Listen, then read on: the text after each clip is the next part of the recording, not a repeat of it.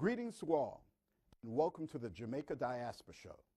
My name is Mark Millward of the West Indian Social Club of Hartford, and I'm your host.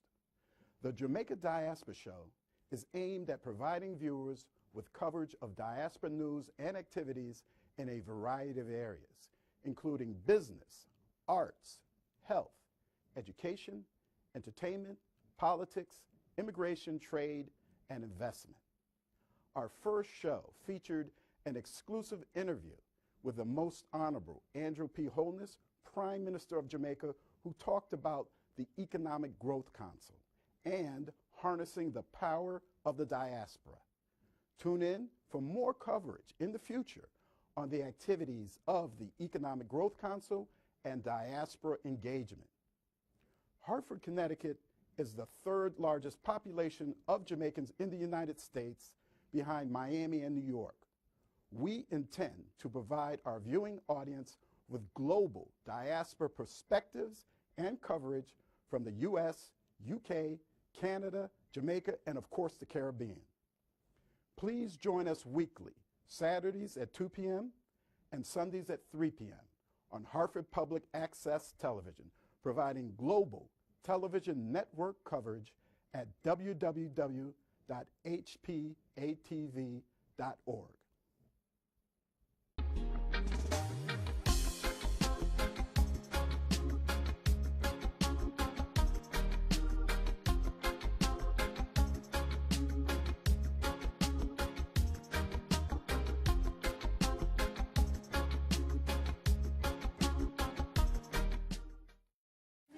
Greetings and welcome to the Jamaica Diaspora Show. My name is Mark Millward, and I am here with my very special guest, Dr. Clair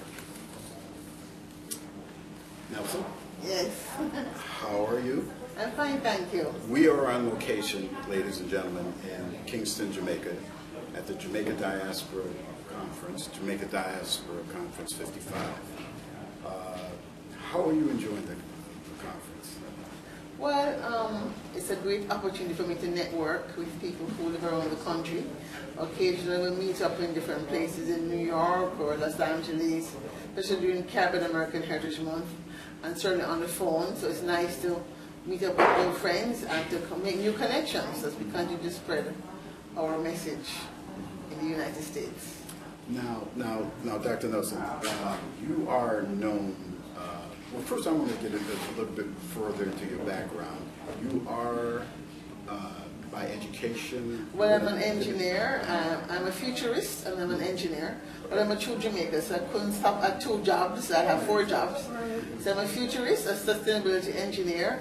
I also consider myself a social entrepreneur because of the work I do in the community. And as a personal vocation, I'm a storyteller. You are definitely a storyteller. Certainly, we're very honored to have this opportunity to speak with you. You are the person that's responsible for the Caribbean Month. Yes, National Caribbean American Heritage Month is the outcome of work that we have been doing for many years. And we're delighted that in 2006 it was officially proclaimed in the U.S. and we're delighted that we have managed to survive a 3rd presidential change. Yes, so Caribbean American Heritage Month, as you might know, but your listeners won't know, was officially proclaimed in June 6, 2006. It was like a 7-year journey to get to that point. Okay. And so we're delighted again from the Bush administration to the Obama administration and now for the Trump administration. We have made it, we made it through because he did sign the proclamation where he didn't sign others. So we're very excited that it was signed. Now, you are also the president founder of ICS.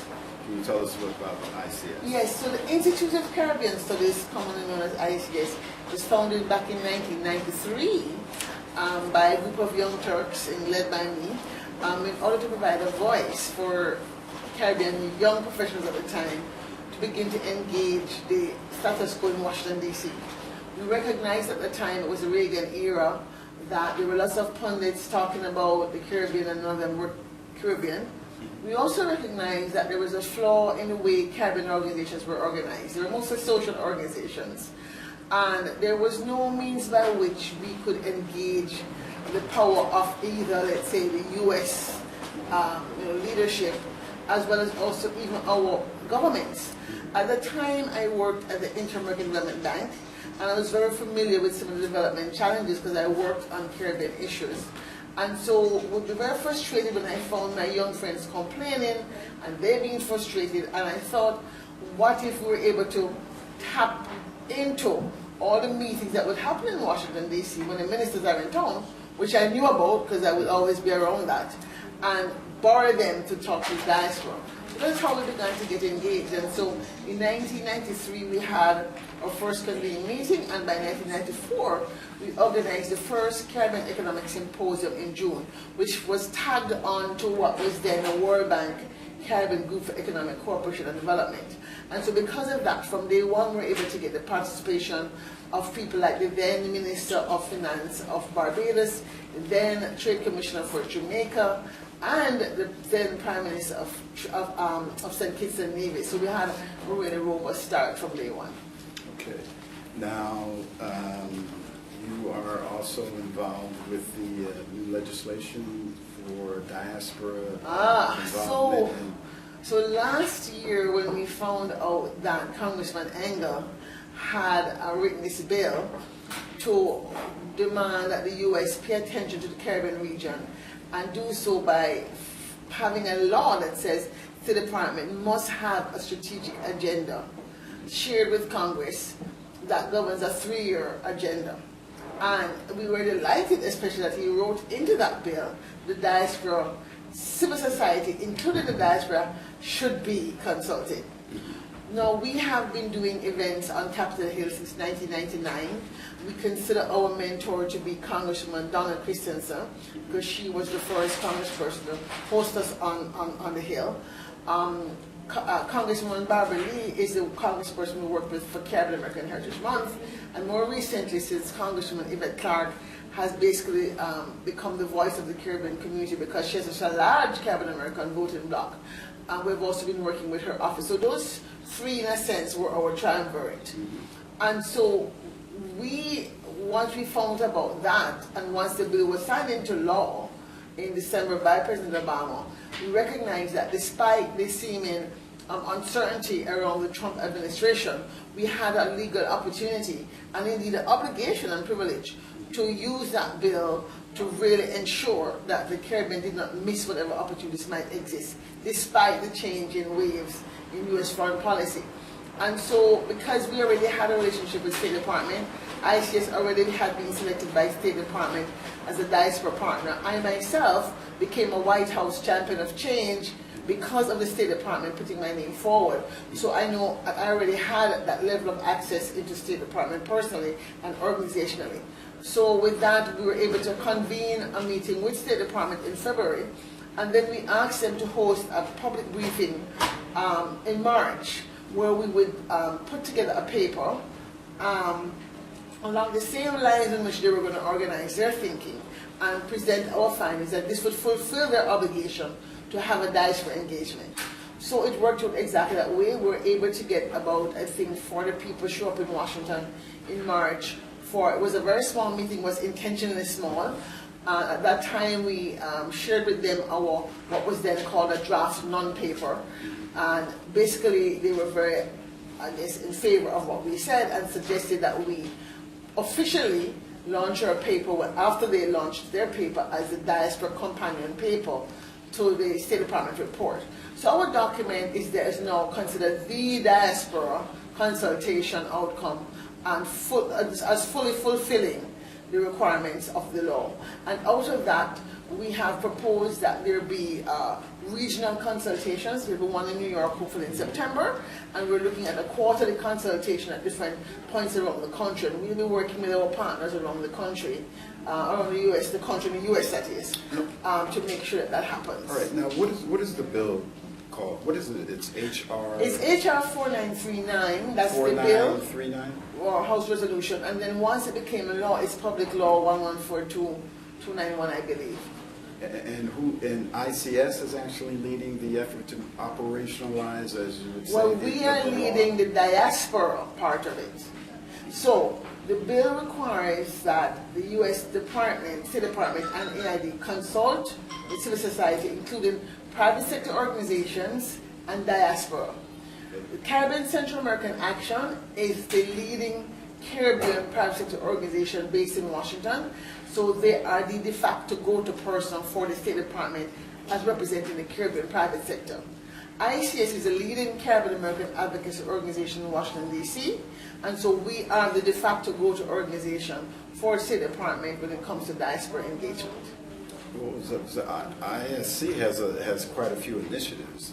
You have, well, first off, you started out with the Caribbean American Heritage Month. You have the awards. You have investment conferences. Yes. Can you talk to, they have a Caribbean Vision 20, can you talk to us about some of these special initiatives? Well, we are 24 years old, so we've been around a long time, and we were started on the premise that we would become an advocacy and development. We're started on the premise that I, as a development practitioner, wanted to see Caribbean people move from complaining and charity giving to development investment. And so that notion of, first of all, creating the space for our voices to be heard, creating awareness among Caribbean community leaders, and it's nice that they're doing their one-off scholarships, and it's nice that they're doing their football clubs, but we need to move from just that to advocating. And there's a sort of a myth that says, well, I'm a 501c3, therefore I cannot get involved in politics. The U.S. democracy allows every single civil society organization up to 15% of its time focusing on advocacy for its interests. Otherwise, the democracy cannot function. So every U.S. organization is allowed to advocate at your local level, your state level, your federal level, without registering as a lobbyist. So first, that's the first shift we have to get people to understand. Is ICS non-501c? We're a 501c3 education organization. So we're not a club, we're set up like a think tank, and we style ourselves as a community-based think tank. So is ICS, is your organization actually leading the operational aspects of this law? Or are you, who's taking the lead? State Department is leading it.